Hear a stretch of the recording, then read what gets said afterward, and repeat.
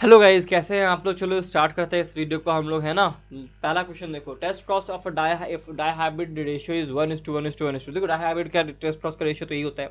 ये क्या प्रूव करता है? ये प्रूव करता है कि जो हमारा F1 हाइब्रिड जो प्रोड्यूस हुआ है वो चार अलग अलग ढंग के प्रोजेनी दे सकता है। क्योंकि देखो समझो, हम लोग इसे मान लो तो हम RRY वाला लेते हैं, ठीक है ना। हमारे पास F1 हाइब्रिड जो है वो है RRYY, ठीक है। और हम लोग इसको क्या करा रहे हैं, क्रॉस करा रहे हैं रिसेसिव पेरेंट से, small R small R small Y small Y से। तो ये तो बस और बस एक ही ढंग का आर और वाई देगा, लेकिन ये आपको चार तरह का गैमेट दे सकता है। Capital R capital Y, capital R small Y, small R capital Y और स्मॉल आर स्मॉल वाई, ये दे सकता है।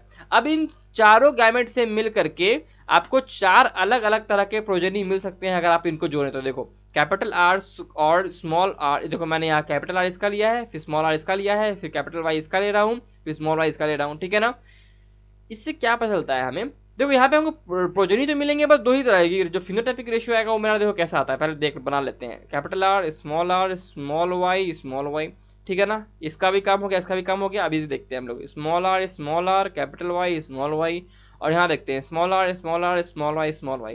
देखो चारों के चारों का जीनोटाइपिक रेशियो जो है बिल्कुल अलग अलग है। इससे क्या पता चल रहा है कि अभी जो F1 जो हाइब्रिड होता है ना, ये चार डिफरेंट ढंग के प्रोजेनी बताता है, चार डिफरेंट ढंग के प्रोजेनी बनाता है। क्योंकि यहाँ पे आपको क्या दिया हुआ है, यहाँ पे आपको दिया हुआ है टेस्ट क्रॉस के डाई हाइब्रिड का रेशियो, ठीक है ना। यहाँ पे हमको चार तरह के हाइब्रिड दिख रहे हैं। चलो ये कैसा है, ये राउंड है, ये येलो है, ये राउंड है ग्रीन है, ये कैसा है रिंकल्ड है येलो है, और ये कैसा है रिंकल्ड है और ग्रीन है। इसका मतलब चार तरह के हमको फिनोटाइपिक रेशियो भी अलग अलग मिल रहे हैं, और चार तरह के अलग अलग हम लोग के पास जीनोटाइपिक रेशियो भी अलग अलग मिल रहे हैं। इसका मतलब चार ढंग के प्रोजेनी बनाएगा। अगर कभी कभी मिस स्पेल हो जाए, कभी कभी कुछ चीज़ें मैं अगर गड़बड़ बोल देता हूँ तो प्लीज़ उसे दिल पे नहीं देने का, ठीक है ना। उसको समझ जाना कि सर से गलती हो गई और उसको समझना, ठीक है ना। और कहीं भी गलती होती है तो प्लीज़ मुझे बताया करो यार, ठीक है ना। गलती होती तो मुझे बताया करो कि हाँ सर आपने यहाँ पे गलत बोल दिया। 92 मेंडल्स प्रिंसिपल ऑफ सेग्रीगेशन। मैं हमेशा इंप्रूव करना चाहता हूँ अपने आप को, तो जितना बताइएगा ये आपके लिए भी अच्छा होगा, मेरे लिए तो अच्छा है ही, क्योंकि मैं अपना सुधार पाऊंगा। Mendel's principle of segregation means that the germ cells always receive. Mendel का सेग्रीगेशन प्रिंसिपल का मीन्स क्या होता है कि जर्म सेल हमेशा क्या रिसीव करेगा, one of the pair alleles.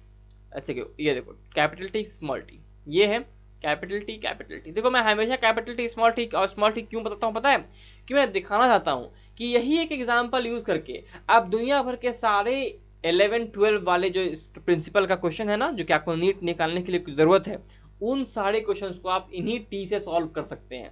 आपको भटकने का जरूरत है ही नहीं भाई। मैंने एनटीए के टेस्ट का क्वेश्चन को भी टी से ही सॉल्व कर दिया था, ठीक है ना। आपको दिमाग में रखना है कि कंफ्यूज नहीं होना, आर दे देता है, आर नॉट दे देता है, ये दे देता है, वो दे देता है, डोंट बी कंफ्यूज। बस इसी चीज का इस्तेमाल ऐसा मैं करता हूँ, मैं प्रैक्टिस करवा रहा हूँ आप लोगों को, है कि नहीं। तो आपको प्रैक्टिस करना है। Capital T small T capital T small T, they are the alleles of each other, ठीक है ना। ये पेयर है, एक पेयर है एलील है, ये भी पेयर ऑफ एलील है, ये पेयर ऑफ एलील है। इसमें से एक जो है एलील वो एक सेल में जाएगा, एक सेल में ये जाएगा, एक सेल में ये जाएगा, एक सेल में ये जाएगा, एक सेल में ये जाएगा, एक सेल में ये जाएगा। यानी one of the what one of the this paired allele. ये चीज कैसा है, ये पेयर्ड एलील है, ये एक ऐसा एलील है जिसमें पेयर है। तो पेयर्ड एलील का कोई एक पार्ट जो जाता है ना, वो किसी एक सेल में जाता है। यही बोल रहा है कि जर्म सेल्स यानी कि जो हमारे पास गैमेट्स जो बनते हैं उनके पास बस होता है one of the paired alleles होते हैं। हर बार में आंसर आदमी ए लगा देता है, वन ऑफ पेयर एलील्स। लेकिन वन पेयर ऑफ एलील कैसे जा सकता है भाई, एक पेयर कैसे जाएगा एलील के अंदर, सॉरी मतलब कि हमारे पास जो जर्म सेल है एक पेयर कैसे चला जाएगा उसमें, एक पेयर तो नहीं जाने वाला ना।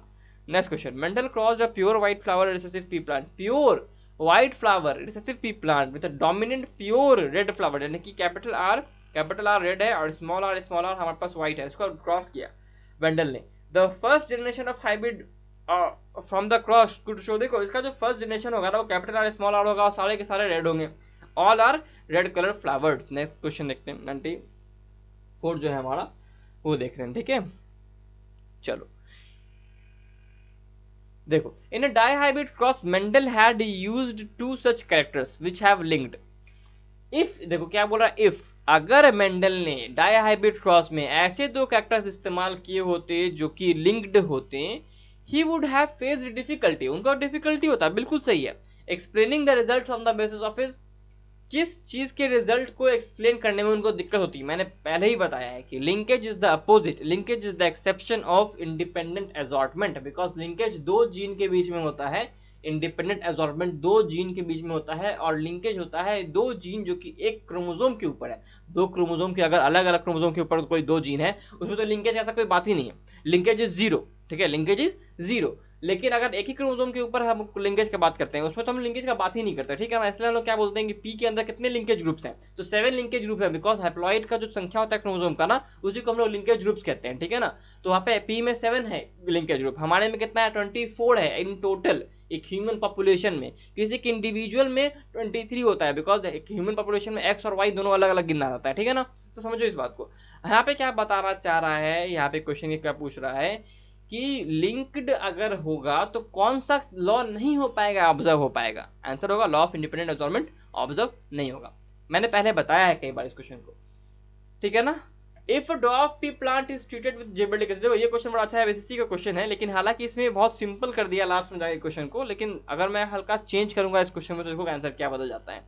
इफ ड्वार्फ पी प्लांट, एक ड्वार्फ पी प्लांट है स्मॉल टी, उसके हम लोगों ने जिबरेलिक एसिड का काम किया, डाला, तो वो टॉल हो गया, टॉल पी प्लांट की तरह। क्यों हो गया? क्योंकि जिबरेलिक एसिड क्या करता है, इंटरनोड के इलोंगेशन करता है, इसीलिए रोजेट फॉर्मेशन वाले प्लांट को डलाता है। शुगर केन में इसका यूज होता है ताकि इंटरनोड्स का लेंथ जो है बढ़ जाए, ताकि उसमें ज्यादा शुगर आ सके, ठीक है। सब चीज प्लांट फिजियोलॉजी की बातें हैं। If this treated plant is cross with the pure tall plant, अगर इस ट्रीटेड प्लांट को हम लोग प्योर टॉल प्लांट से क्रॉस करा देंगे तो फिनोटाइपिक रेशियो जो आएगा हमारे बच्चों का वो कैसा आएगा।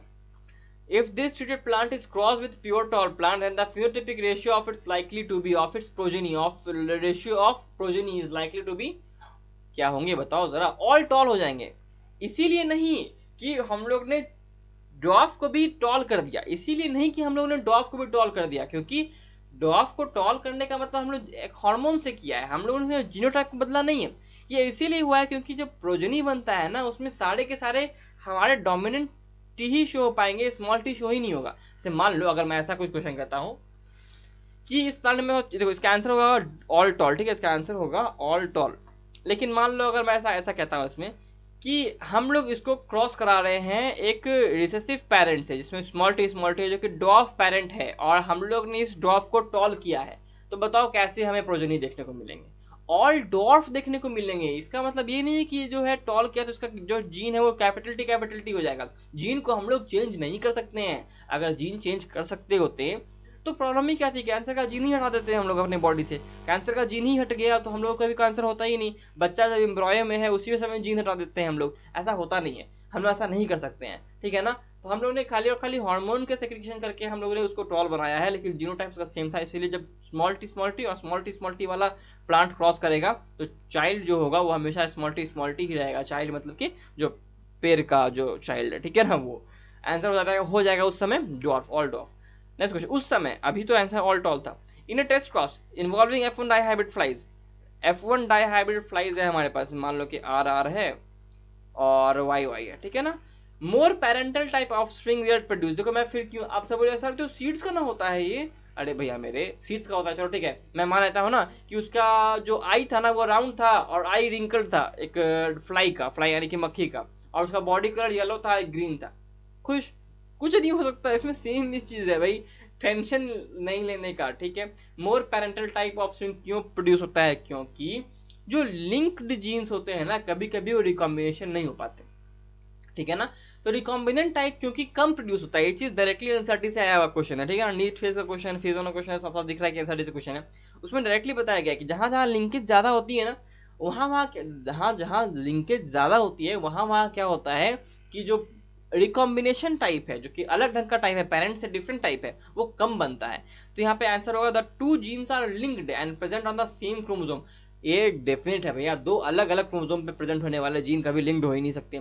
A farmer crossed a walnut combed chicken, walnut combed chicken को हम लोगों ने, एक फार्मर ने एक सिंगल कॉम्ड वन से क्रॉस कराया है, और सारे के सारे वॉलनट कॉम्ड चिकन ही मिल गए। इसका मतलब कि वॉलनट कॉम्ड जो है वो एक डोमिनेंट ट्रेट है। दूसरी बात ये ध्यान रखिएगा आप लोग कि वॉलनट और जो ये दिख रहा है आपको, ये सिंगल कॉम्ड चिकन ना, ये आपको डायरेक्ट डोमिनेंस वाला केस नहीं है, ठीक है ना, डायरेक्ट डोमिनेंस वाला केस नहीं है। यहाँ पे दो जीन्स का रिक्वायरमेंट होता है। यहाँ पे आंसर होगा बी, डायरेक्टली आंसर आ जाएगा, सिंपल सी बात है, इसमें कोई टेंशन वाला बात नहीं है। कि यहाँ पे देखो सारे के सारे डोमिनेंट है, किसी तरह का ये प्रोजेनी बनेगा वो कैपिटल आर स्मॉल और कैपिटल पी स्मॉल पी बनेगा, और हम लोग के पास दोनों आर और दोनों पी रहेगा, दोनों के दोनों डोमिनेंट पोजीशन में मौजूद रहेंगे। ये सारे के सारे वॉलनट टाइप हमें मिलने वाले हैं।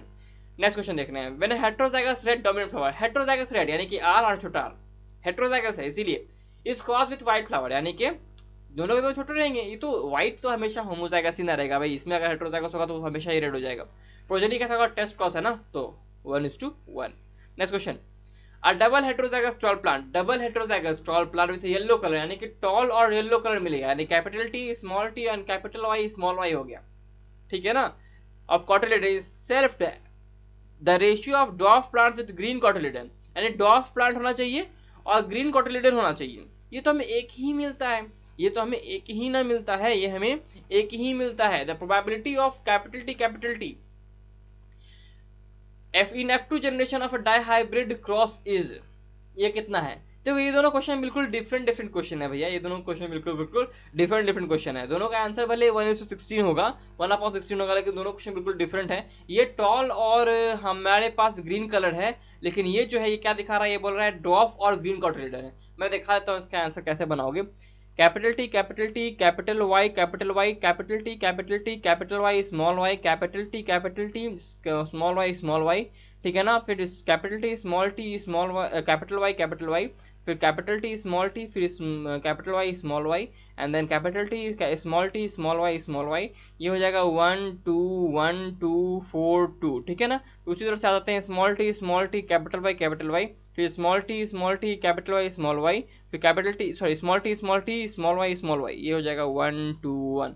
अब देखो सबसे मैंने लिख दिया यहाँ पे। अब बताओ कौन सा आपको डॉर्फ दिख रहा है और ग्रीन दिखाई दे रहा है, बस ये एक दिखाई दे रहा है, तो 1/16 हो जाएगा। देखो 16 प्रोजेनी है ना, 1 2 3 4 5 6 7 8 9 10 11 12 13 14 15 16, ठीक है 16 प्रोजेनी है हमारे पास यहाँ पे, 16 प्रोजेनी दिख रहे हैं। और देखो ये वाला जो दिख रहा है ये भी हमें एक ही दिख रहा है, तो 1/16 दोनों के दोनों हो जाएंगे। आंसर हमारे पास आ गया 1/16। देखो मैंने वाई लिया है ग्रीन और येलो के लिए, क्योंकि आप लोग फैमिलियर है उस चीज से, ठीक है ना।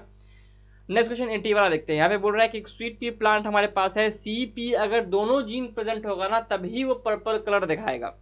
एक स्वीट पी प्लांट में अगर सी और पी दोनों डोमिनेंट एक साथ प्रेजेंट होगा तभी पर्पल दिखाई देगा, वरना नहीं दिखाई देगा।